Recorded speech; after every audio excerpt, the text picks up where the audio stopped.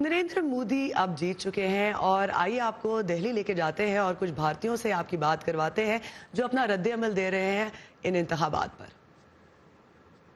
पूरे देश के अंदर होली दिवाली एक साथ बनाई जा रही हैं, लड्डू खिलाए जा रहे हैं, मिठाइयां बांटी जा रही हैं, पूरे देश में खुशी का माहौल है। हम सारे एनआरआईज हम सब अराउंड द वर्ल्ड इतना मेहनत कर रहे थे, उनके नेतृत्व में हमारा वैल्यू पूरे वर्ल्ड में बहुत बड़ा है। चूल्हे में लकड़ी की जगह सिलेंडर पहुंच गया।